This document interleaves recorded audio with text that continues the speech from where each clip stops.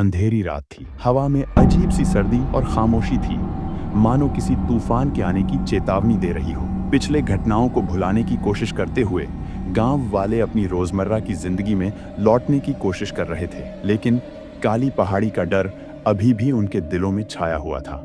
कुंज बिहारी, जिसने खूनी चुड़ैल का पहला खौफनाक मंजर देखा था, अभी तक उन भयानक यादों से उबर नहीं पाया था। कुंज बिहारी अपने खेत में काम करके देर रात घर लौट रहा था। रास्ते में उसने देखा कि उस काली पहाड़ी के पास से कुछ रोशनी आ रही है। वह ठिठक गया, उसका दिल तेजी से धड़कने लगा। रोशनी के साथ किसी महिला के कराहने की आवाज भी सुनाई दी। साहस जुटाकर उसने पास जाकर देखा। वहां एक जली हुई लाल साड़ी पहने महिला खड़ी थी। उसके चेहरे पर अजीब सा विकृत भाव था। कुंज बिहारी, उस महिला ने उसकी ओर मुड़कर चीखते हुए कहा। उसकी आवाज में इतना खौफ था कि कुंज बिहारी वहीं बेहोश होकर गिर पड़ा। अगली सुबह गांव वाले कुंज बिहारी को काली पहाड़ी के पास बेहोश पाए।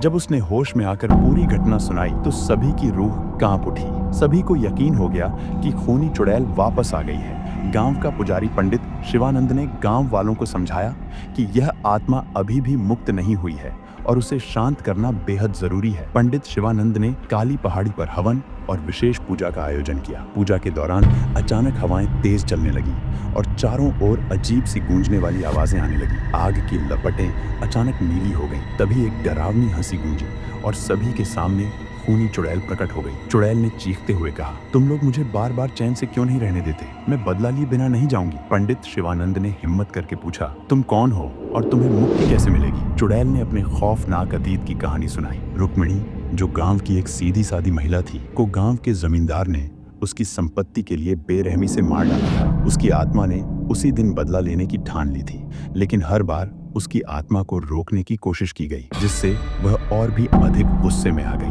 पंडित शिवानंद ने चुड़ैल को शांत करने के लिए मंत्रों का जाप शुरू किया, लेकिन चुड़ैल ने पूजा स्थल पर हमला कर दिया। कई गांव वाले डर के मारे भाग गए, लेकिन कुंज बिहारी और कुछ बहादुर युवकों ने हिम्मत दिखाई। उन्होंने पंडित के निर्देशानुसार हवन में वो राख डाली जो काली पहाड़ी की सबसे पुरानी चट्टानों से निकाली गई थी। जैसे ही राख आग में डाली गई, चुड़ैल की चीखें और तेज हो गईं। उसकी आंखों से खून के आंसू बहने लगे, लेकिन उसकी शक्ति कमजोर होने लगी। उसने आखिरी बार चीखते हुए कहा, यह अंत नहीं है, मैं लौटूंगी, और एक भयंकर विस्फोट के साथ गायब हो गई। गांव वाले सोचते हैं कि यह कहानी यहीं खत्म हो गई, लेकिन कुंज बिहारी और कुछ अन्य लोगों का मानना है कि चुड़ैल अभी भी कहीं न कहीं छिपी हुई है और अगर उसका बदला अधूरा रहा तो वह फिर से वापस आएगी। क्या यह सच में अंत है या खूनी चुड़ैल का आतंक अभी बाकी है? यह सवाल अब भी हर गांव वाले के दिल में गूंजता है।